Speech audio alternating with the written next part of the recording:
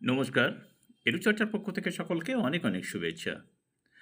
আমরা জানি যে গত 17/5/2022 অর্থাৎ মঙ্গলবার আ এসএসকে এমএসকের যে তৃণমূল সংগঠন রয়েছে, অর্থাৎ Trinamool SSK MSK teachers and S ঐক্য মঞ্চের পক্ষ থেকে নেতৃত্বগণ গিয়েছিলেন বিকাশ ভবন এবং যথারীতি কালীঘাটে মাননীয় মুখ্যমন্ত্রীর ভবনে। সেখানে গিয়ে তারা তাদের যে সমস্ত দাবি দাওয়া সম্বলিত কাগজ সেগুলো তারা তুলে দেন। কিন্তু সেখানে গিয়ে তারা যে আশ্বাস বা ভরসার কথার জন্য গিয়েছিলেন সেটি কিন্তু কোনো কিছুই পাননি। ফলে তারা নতুন করে আবার একটা দিন মাননীয় শিক্ষামন্ত্রীর সঙ্গে বসতে চাইছেন এবং ডেপুটেশন দিতে চাইছেন। সেই জন্য তারা কিন্তু তৎপর হয়ে উঠেছেন। কেননা আমরা জানি যে এই মুহূর্তে এসএসকে এমএসকে কিন্তু ভীষণ একটি সমস্যার মধ্যে রয়েছে। বিশেষ করে 60-65 এই যে দ্বন্দ্ব 2019 সালে তৈরি হয়েছিল তা নিয়ে কিন্তু এখন জটিল আকার ধারণ করছে। 60-এরা যারা নিয়েছেন 60 অপশন, তারা কিন্তু এখনও পর্যন্ত সেই সমস্ত সুযোগ সুবিধা পাচ্ছেন না কিছুই। আর 65-দের যে দাবি ছিল সেটি শুধুমাত্র 3% ইনক্রিমেন্টের মধ্যেই সীমাবদ্ধ রয়ে গেছে। তো এরই পরিপ্রেক্ষিতে তারা মাননীয় শিক্ষামন্ত্রীর সঙ্গে দেখা করতে চান, আর এর আগেও অনেকবার দেখা করার চেষ্টা করেছেন, কিন্তু কিছুতেই তার সঙ্গে দেখা করতে পারছেন না এবং কোনোভাবেই এসএসকে এমএসকের কথাগুলো শিক্ষামন্ত্রীর কাছে তুলে ধরতে পারছেন না বলে তারা একরকম হতাশ। তো এই মুহূর্তে যে আমি চিঠিটি দেখাচ্ছি এটি কিন্তু সেই ডেপুটেশনের জন্য।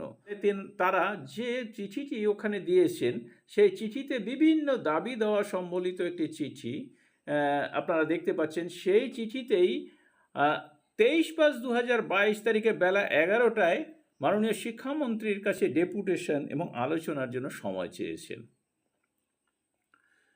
তো সেই ডেপুটেশন বা আলোচনা এটি গৃহীত হবে কি না বা সময়টি পাওয়া যাবে কি না সেটি হচ্ছে এর পরের ব্যাপার। কিন্তু এই দিন যে তারা গিয়েছিলেন সেখানে গিয়ে যে কোনো রকম আশার কথা শুনতে পাননি, তাতে কিন্তু তারা হতাশ। এই যে হতাশা কেউ কেউ বা শিক্ষক নেতৃত্ব গোপনও করেননি। আমরা এখন এই সংগঠনেরই একজন অন্যতম শিক্ষক নেতৃত্ব শেখ আরশাদ আলীর সঙ্গে একটু কথা বলেছি। তিনি কি জানিয়েছেন সেটি এখন আপনাদেরকে আমি শোনাই। কি বলবো, আমরা অফিসিয়ালি যে 23 তারিখে ডেপুটেশনের জন্য আমরা বিকাশ ভবনে আমরা শিক্ষামন্ত্রী থেকে শুরু করে এসপিডি সবাইকে আমরা কপি দিয়েছি, আমাদের আবেদনপত্রটা দিয়েছি যে আমরা 23 তারিখে আমরা ডেপুটেশন দিতে চাই আমাদের এই সমস্যা যা আছে তা নিয়ে, এবং এর কপিও আপনাকে পাঠিয়ে দিচ্ছি পরে, আমরা হোয়াটসঅ্যাপে পাঠিয়ে দিচ্ছি যা আছে আমাদের। হ্যাঁ হ্যাঁ হ্যাঁ হ্যাঁ। তো সেখানে একটা জিনিস আমরা যেটা বুঝলাম, এইটা সত্যি, আমরা যে দলীয় সংগঠন, সরকার প্রতি সংগঠন হয়েও আমরা সেখানে ব্রাত, মাননীয় শিক্ষামন্ত্রী ব্রাত্য বসে আমাদের ব্রাত্য করে রেখেছেন, অর্থাৎ এটা খুব দুঃখজনক, দুর্ভাগ্যজনক। আচ্ছা, এ কথাটা বলতে বাধ্য হচ্ছি, কারণ আমরা দল ভালোবেসেছি, দল করেছি, সবকিছু করেছি, দলের জন্য সবকিছু করেছি, কিন্তু বিষয়টা হলো একটা দলীয় শাখা সংগঠন হিসেবে আমাদের যে মর্যাদা পাওয়া উচিত তার ছিটেফোঁটা আমরা পাই না। উল্টে যদি এই ধরনের মন্তব্য হয়, এর সঙ্গে তার কোনো কথা নেই, এটা দুর্ভাগ্য ছাড়া আপনি কি বলতে পারেন? তো এটা খুবই সত্যি সত্যি দুর্ভাগ্যজনক। তো সেই মর্মে আমরা দিচ্ছি ডেপুটেশন, দাবি দেওয়া যা আছে তাতে উল্লেখ আছে যদিও।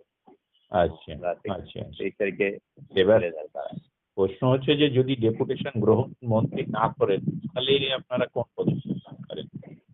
আমরা দেখছি, আমরা বিষয়টা যে আমরা যারা আছি তারা আসলে কি চাইছে সেটা জানতে হবে। এটা আমরা দেখতে চাইছি যে আমাদের যেটা আমাদের যা পাওনা, আমাদের যা হওয়া উচিত ছিল তার কিছুই হচ্ছে না। 60-65 বিভাজন করে দেওয়া, সেখানে 60-এ যা ন্যূনতম যা বলা হয়েছিল সেক্ষেত্রে সেটাও গভর্নমেন্ট সেটা মানেনি বা রাখেনি, সেটা আজও চালু হয়নি, পিএফটা চালু হয়নি। সুতরাং সেখানে আমাদের গভর্নমেন্ট যা টার্মস অ্যান্ড কন্ডিশন সেটা তো ভায়োলেট গভর্নমেন্ট নিজেই করে।